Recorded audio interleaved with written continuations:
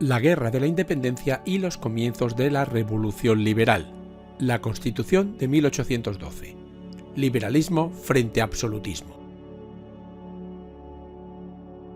Y empezamos como cada tema introduciendo unos datos genéricos.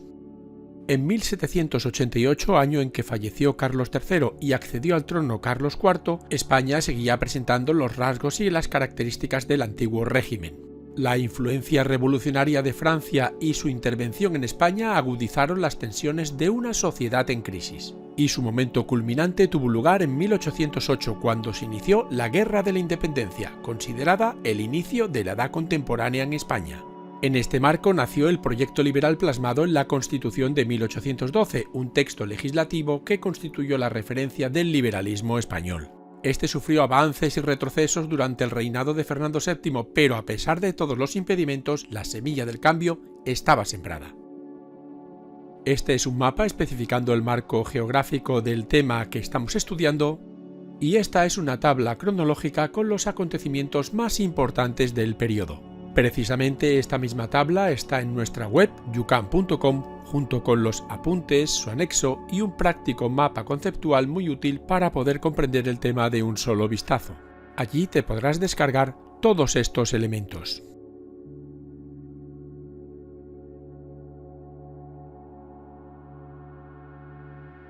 Y como todo cambio, este también tuvo sus opositores.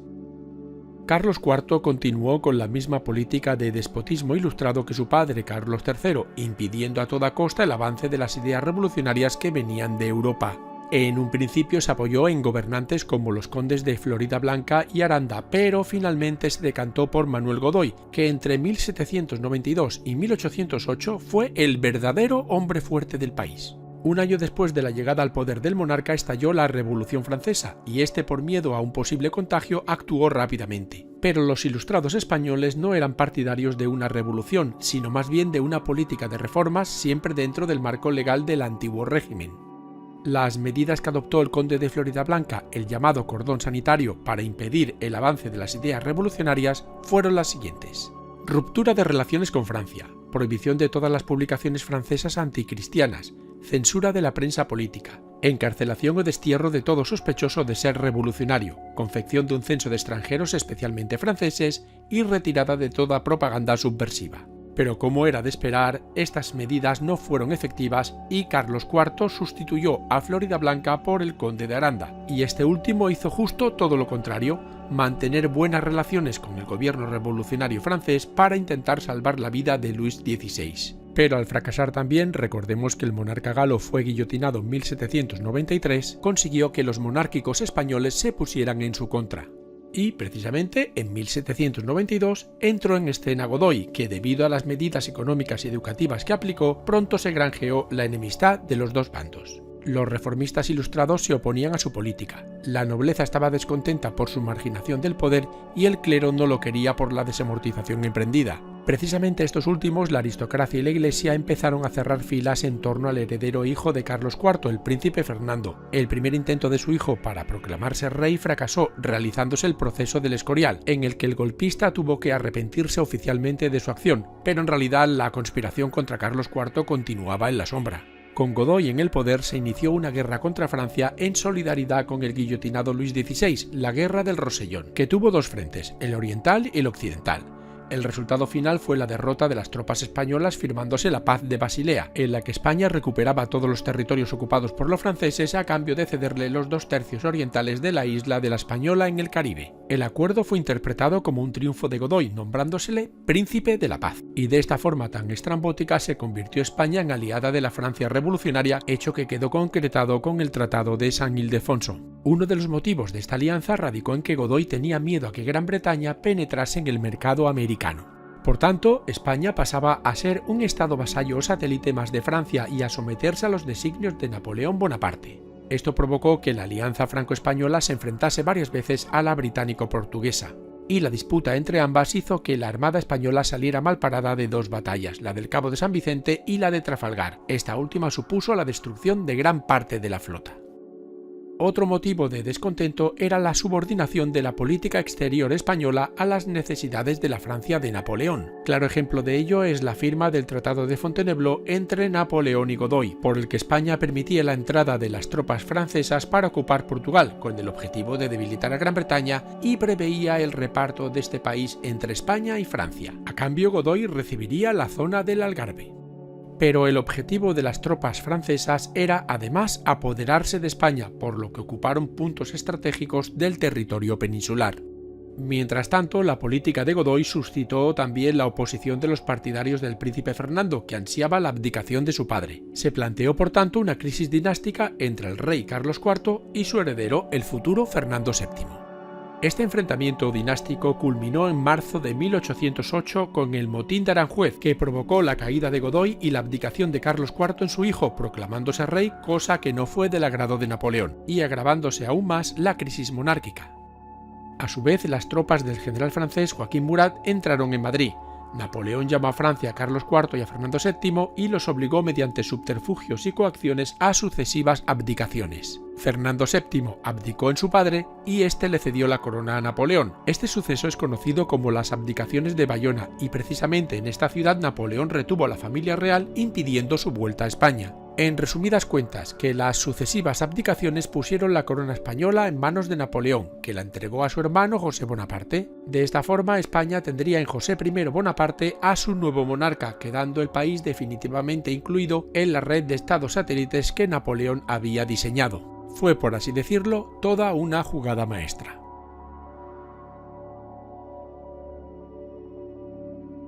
Y a partir de estos hechos empezó oficialmente la guerra.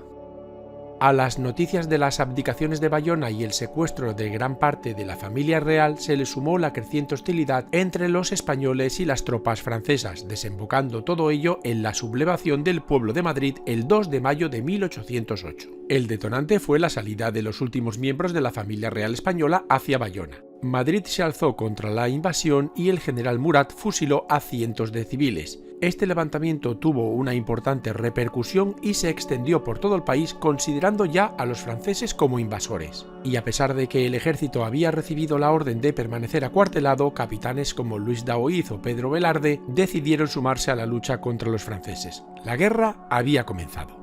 El vacío de poder provocado por las abdicaciones de Bayona y el no reconocimiento por parte de los españoles de las nuevas autoridades francesas llevaron a los sublevados a establecer un nuevo poder paralelo al francés para organizar el gobierno y la defensa del país. Nacieron así las juntas provinciales que se consideraban soberanas y legitimaban su autoridad en nombre del rey ausente. Estaban compuestas por miembros de la aristocracia del clero, militares y letrados. Entre ellos había desde defensores del antiguo régimen hasta liberales, pero todos estaban unidos por la oposición a los franceses, la defensa de la independencia de España y la restauración de la monarquía de Fernando VII. Al poco tiempo, todas las juntas provinciales se agruparon en la Junta Suprema Central, dirigida por el conde de Floridablanca, que asumió los poderes soberanos y se erigió en el máximo órgano de gobierno del país. Por otro lado, la Iglesia adoctrinó al pueblo al inculcarle que la contienda contra Francia era una cruzada para así impedir el avance revolucionario. Y a continuación podemos ver los datos genéricos más importantes de la contienda, el contexto histórico, su duración, la causa, el agravante y la ubicación. La guerra contra los franceses constó de 3 fases. Vamos a analizarlas una por una. En la primera, el ejército galo ocupó en este periodo Vitoria, Burgos y Barcelona. La resistencia de los españoles tomó forma de sitio en Zaragoza y Gerona, deteniendo así el avance francés. En esta etapa destacaron personajes populares que demostraron una gran capacidad de liderazgo, como Agustina de Aragón en el sitio de Zaragoza. Las tropas del general Dupont tuvieron que rendirse en Bailén tras su avance sobre Andalucía, donde el general Francisco Javier Castaños le venció. Por eso, José I y el ejército francés abandonaron Madrid y se replegaron al norte del Ebro. Esta derrota provocó la posterior entrada en España del propio Napoleón al frente de un gran ejército, la Gran Armée. Con este ejército, Napoleón llegó a la península con 250.000 soldados y logró con sus tropas inclinar la balanza de nuevo hacia el lado francés, especialmente a partir de la batalla de Somosierra, entrando de nuevo en Madrid. Su avance fue contundente y provocó que la Junta Central se refugiara primero en Sevilla y después en Cádiz. La batalla de Ocaña permitió al ejército galo avanzar sobre Andalucía, que fue ocupada en su totalidad salvo la ciudad de Cádiz. tropas inglesas bajo el mando del duque de Wellington intentaron, avanzando desde Portugal, frenar a Napoleón, ya que Gran Bretaña se había aliado con España para impedir el dominio de Francia de todo el continente. Se deshicieron los sitios de Aragón, Cataluña, Galicia y Valencia. La superioridad de las tropas francesas era aplastante, por lo que los españoles adoptaron una forma de lucha novedosa: la guerra de guerrillas, constituyendo esto un grave problema para Napoleón al sentir que no controlaba del todo la situación. Las partidas guerrilleras estaban integradas por grupos formados por algunos soldados del ejército español, voluntarios civiles y hasta bandoleros, e incluso algunos de ellos alcanzaron gran prestigio por su enorme liderazgo y dotes de mando. La guerrilla actuaba favorecida por el conocimiento del terreno, asestando golpes a las tropas francesas y escondiéndose hasta otra nueva acción, y esto provocó una profunda inseguridad en el ejército francés, ya que dominaban las ciudades pero las zonas rurales estaban controladas por estas partidas. Y como consecuencia de la derrota sufrida por Napoleón en Rusia, los franceses se vieron obligados a replegarse hacia el norte y enviar parte de sus tropas al frente oriental, situación que fue aprovechada por las tropas anglo-hispano-portuguesas.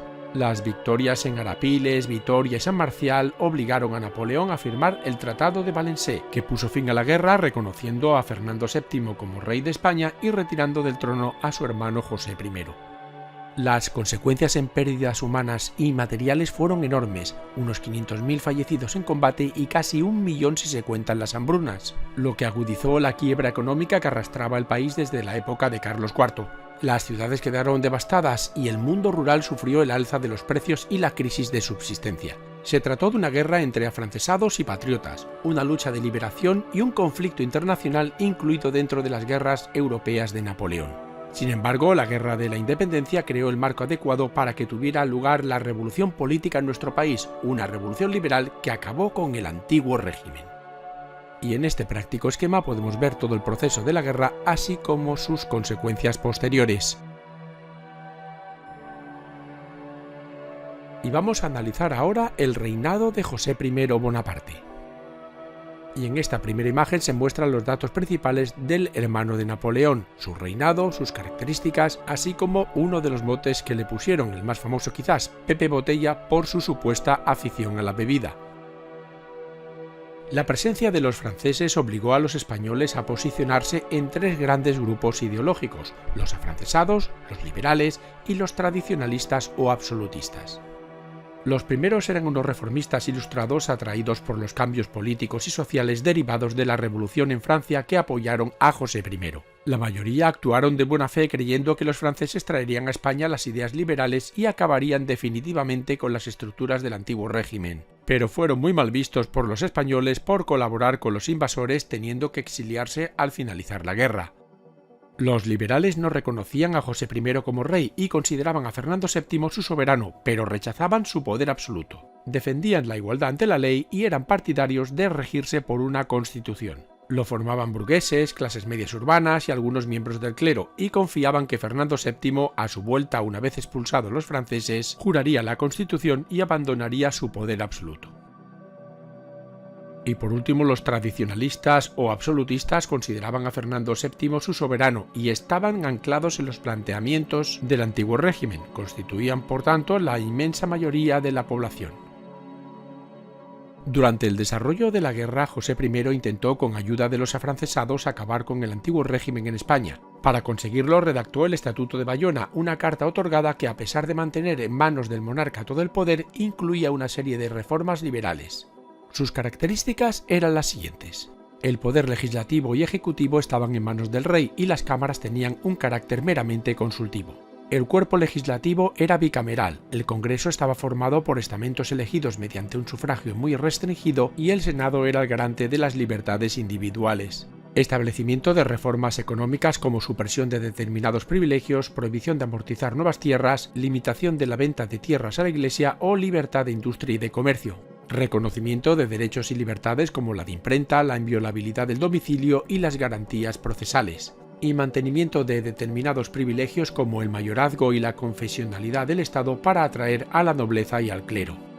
En un intento de conseguir consolidar su poder en España, José I aprobó los decretos de Chamartín, donde abolió los privilegios de la nobleza y el clero.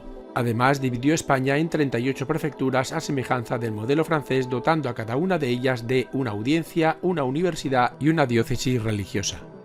Pero en realidad nunca tuvo las manos libres para llevar a cabo su política, ya que su subordinación a su hermano Napoleón era absoluta. Por otro lado, tampoco contó con el apoyo del pueblo, que lo vio como una marioneta a las órdenes de su hermano y fue considerado siempre como un extranjero invasor. En resumen, que sus políticas quedaron en nada ante la realidad de la guerra y los afrancesados, odiados por la población, acabaron siendo víctimas de venganzas domésticas y del exilio por considerarlos traidores. Y ahora analizaremos la España no ocupada, la de las Cortes de Cádiz.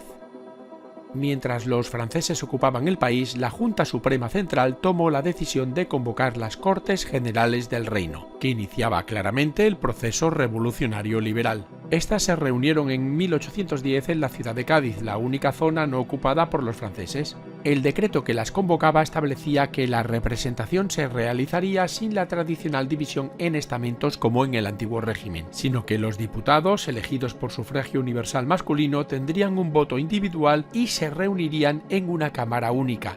Las diferentes posiciones políticas eran las siguientes: los absolutistas o serviles, partidarios de que la soberanía residiera en el monarca absoluto, pretendiendo que se mantuviesen las estructuras del antiguo régimen; los liberales conservadores o jovellanistas, que defendían una soberanía compartida entre el rey y las Cortes, teniendo por tanto una postura intermedia; y los liberales progresistas, que defendían la soberanía nacional. Al ser los más numerosos, dominaron los debates, por lo que fue la posición que terminó triunfando.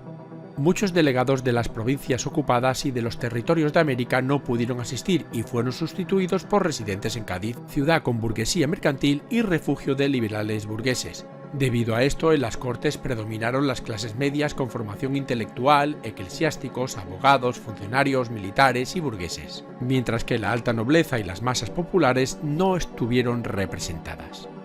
Entre 1810 y 1814, las Cortes de Cádiz desarrollaron una doble tarea: aprobar medidas para el desmantelamiento de los fundamentos sociales y económicos del antiguo régimen y elaborar una constitución.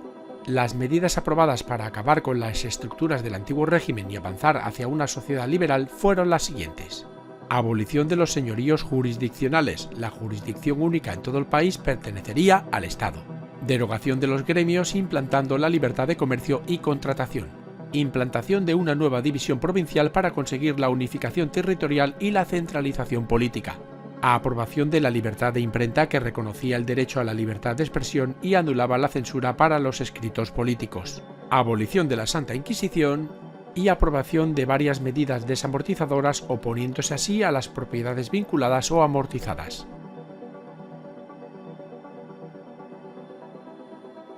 Y la Constitución fue aprobada por las Cortes de Cádiz el 19 de marzo de 1812, día de San José, por lo que popularmente se le conoció como la Pepa.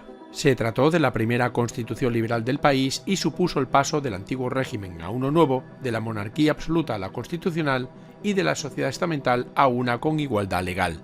El documento recogió todos aquellos principios básicos para los liberales que ya habían inspirado la Constitución norteamericana y por los que se habían sublevado los revolucionarios franceses. Estos eran sus puntos principales: soberanía nacional. El poder y la autoridad residían en la nación representada en las Cortes. El rey debía someterse a la Constitución. Limitación del poder de la monarquía con división de poderes. El legislativo correspondía al rey y a las Cortes, el ejecutivo al rey y el judicial a los tribunales de justicia.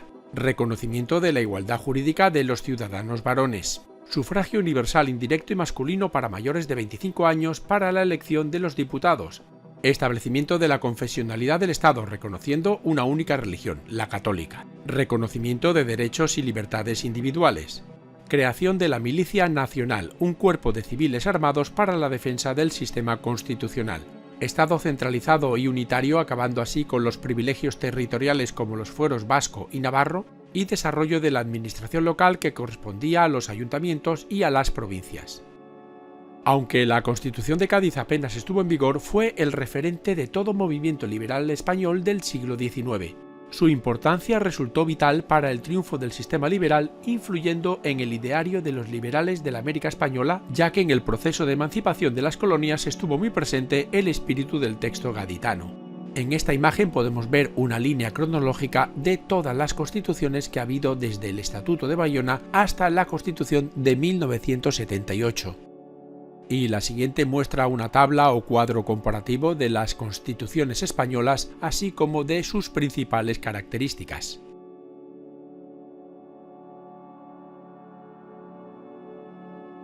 Una vez terminada la Guerra de la Independencia, las Cortes y la Regencia del Reino se trasladaron nuevamente a Madrid, aguardando el retorno del monarca que había permanecido toda la guerra retenido en Bayona. Cuando el rey llegó a Valencia, los diputados absolutistas le presentaron un escrito, el Manifiesto de los Persas, en el que le pedían que gobernara como monarca absoluto tal y como indicaba la tradición. De esta manera, el rey dio un golpe de estado y promulgó el Decreto de Valencia disolviendo las Cortes y suspendiendo la aplicación de la Constitución, derogándola y restableciendo el absolutismo. España retornaba, por tanto, al antiguo régimen. A partir de ese momento, en el reinado de Fernando VII pueden distinguirse tres etapas: el sexenio absolutista, el trienio liberal y la década absolutista o década ominosa. La primera etapa se inició con la restauración de todas las instituciones y usos del antiguo régimen abolidas por las Cortes de Cádiz, la Mesta, el Consejo de Castilla, la Inquisición o las Capitanías Generales. Volvieron los privilegios estamentales de la nobleza y el clero y desaparecieron las libertades individuales y los derechos de los ciudadanos, que pasaron de nuevo de ciudadanos a súbditos.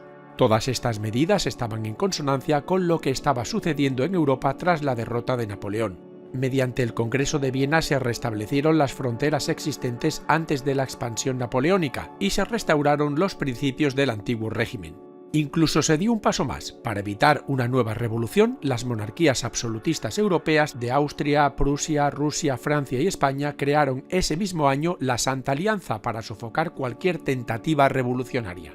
Adicionalmente, Fernando VII desencadenó una cruel persecución contra los liberales que intentaron derribar el régimen absolutista mediante una fórmula que se hizo habitual durante el siglo XIX, los pronunciamientos. Pero ya era imposible la marcha atrás. El proceso revolucionario era imparable. Incluso los estamentos que apoyaban al antiguo régimen habían perdido parte de sus privilegios. La Iglesia no consiguió recuperar sus tierras que habían sido puestas a la venta y la nobleza tampoco pudo recuperar la jurisdicción efectiva de las tierras enajenadas, mientras que la corona sí que volvió a obtener el control.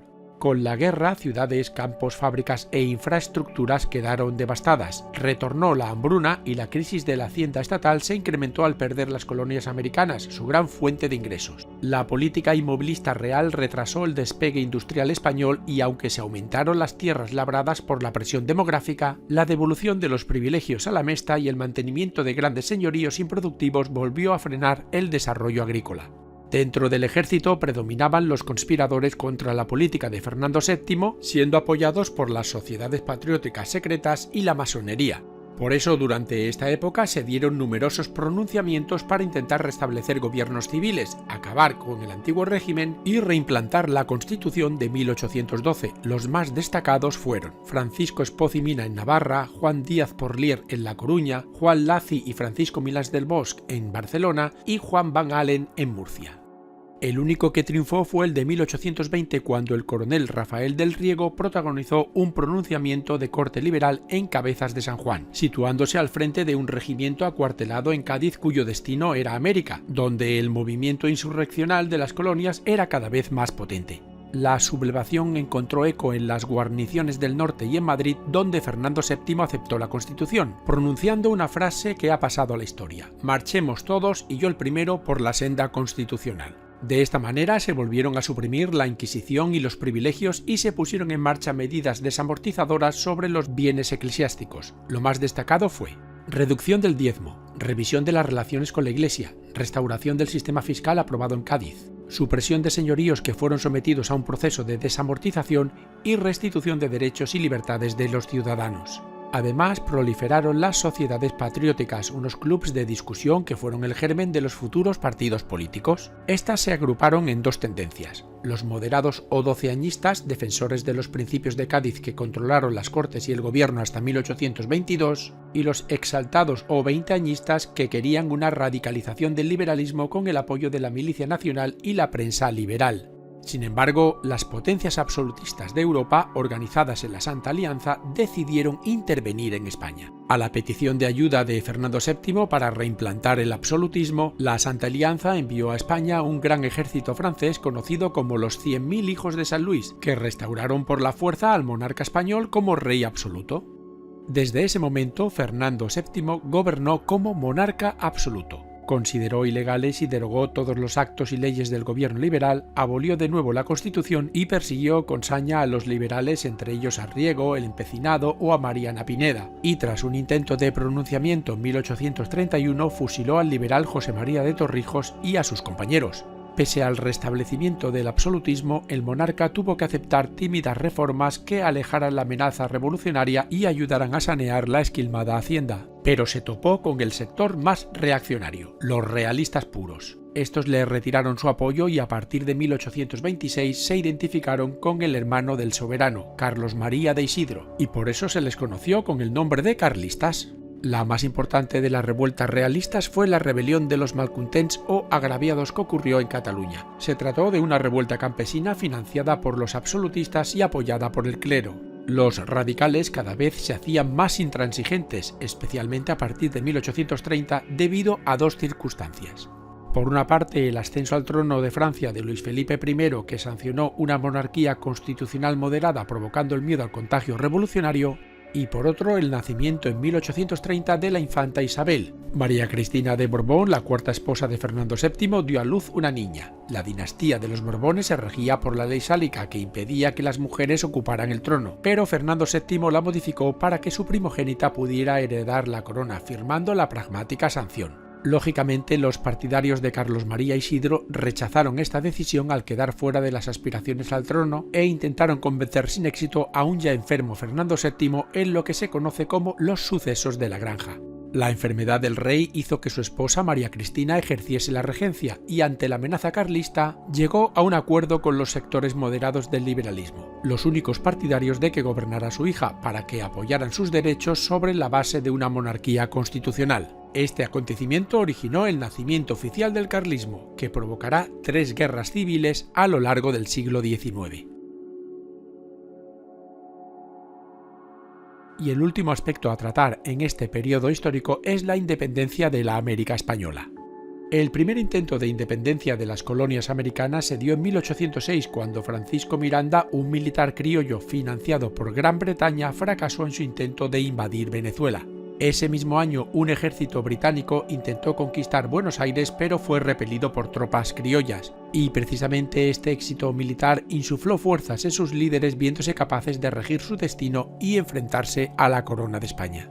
Las revoluciones posteriores en diferentes partes del continente no tuvieron conexión alguna, pero mientras que los virreinatos más antiguos como Nueva España y Perú fueron más fieles a la corona española, los de reciente creación como Nueva Granada y Río de la Plata se convirtieron en los motores de la sublevación.